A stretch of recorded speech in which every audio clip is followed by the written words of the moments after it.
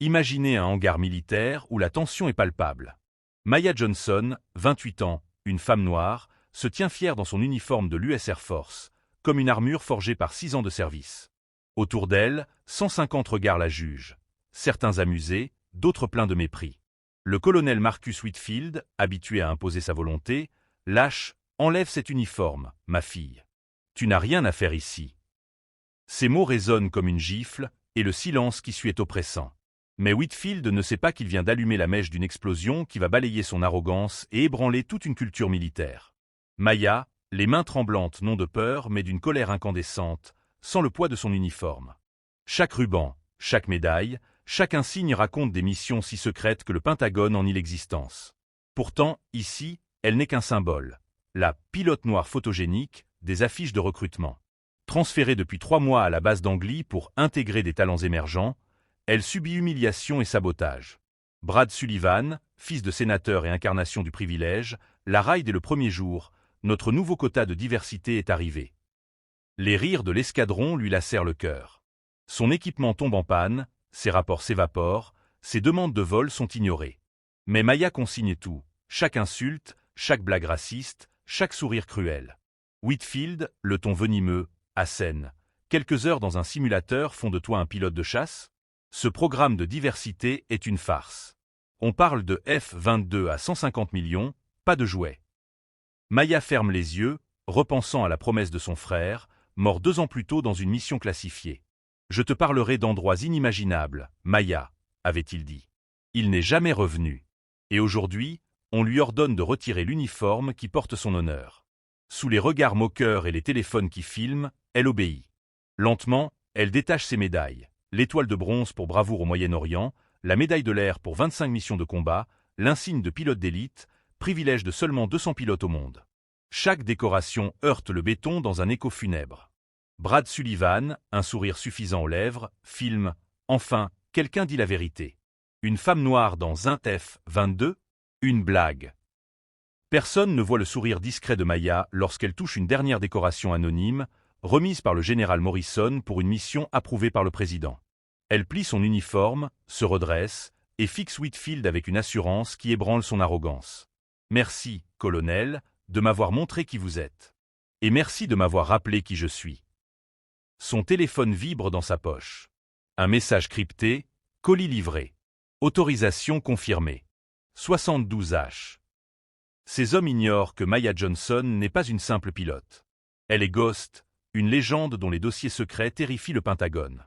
Et quand on humilie une femme de son envergure, la riposte frappe d'une hauteur inimaginable.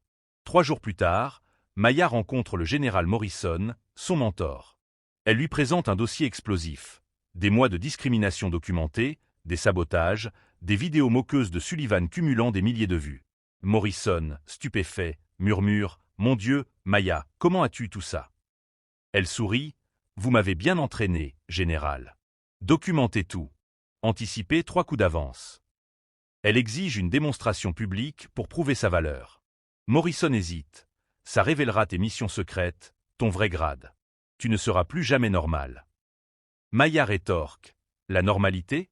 C'est surfait, surtout quand des gens comme Whitfield s'en servent pour justifier leurs préjugés. Lundi matin, la base d'Angly est en ébullition. Une convocation énigmatique ordonne à tous de se rendre au hangar 7 pour une démonstration technologique. Whitfield, agacé d'être mis à l'écart, râle. Sullivan poste une dernière provocation sur TikTok. Encore une pilote de quota pour nous faire rire. À 7h45, Maya gare sa Honda Civic, sa véritable carte d'identité militaire sur le siège passager, marquée d'un saut de mission qui ferait frémir les analystes du renseignement. Dans le hangar, 300 militaires attendent, intrigués. Le général Morrison, légende vivante, prend la parole. Vous allez assister à une démonstration qui redéfinira l'excellence. Rencontrez une légende de l'aviation. Un rugissement déchire le ciel. Un F-22 Raptor, plus avancé que tout ce que la base connaît, fend l'air à 60 mètres. Ses manœuvres sont irréelles. Tonneau parfait, virage défiant la gravité, une chorégraphie aérienne qui sidère les pilotes chevronnés. Qui pilote cet engin?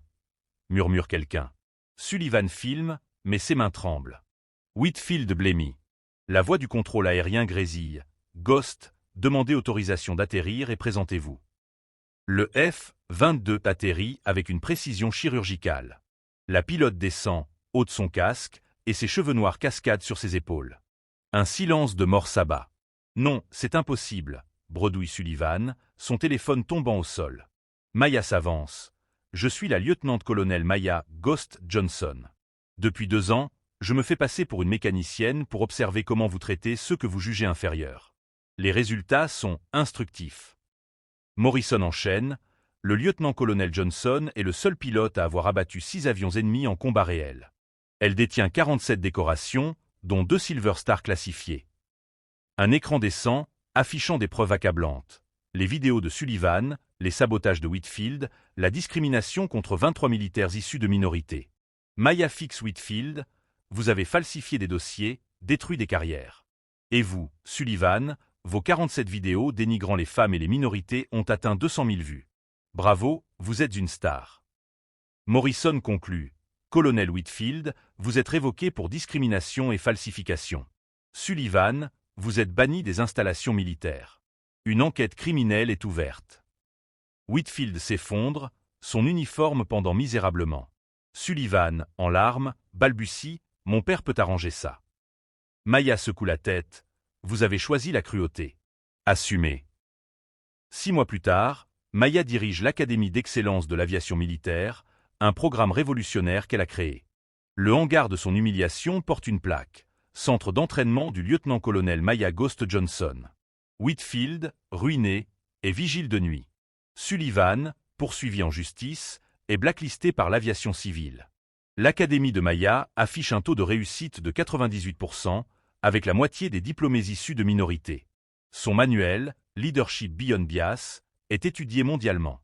Un jour, le colonel Tony Rodriguez lui remet une enveloppe, une invitation du président pour diriger la première mission spatiale militaire 100% diversifiée.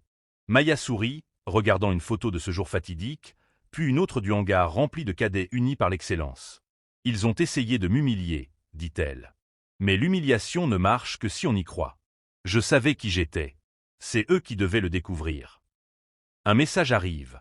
Un ado de Chicago, inspiré par son histoire, veut devenir pilote. C'est le 5e cette semaine. Maya est un symbole mondial. L'excellence transcende les préjugés, la dignité triomphe de l'arrogance. La vraie victoire ? Créer un monde où la prochaine génération n'endurera pas ce qu'elle a surmonté. Abonnez-vous pour plus d'histoires où l'excellence pulvérise les préjugés. Partagez si l'histoire de Maya vous a inspiré. La vengeance intelligente n'a jamais été aussi puissante.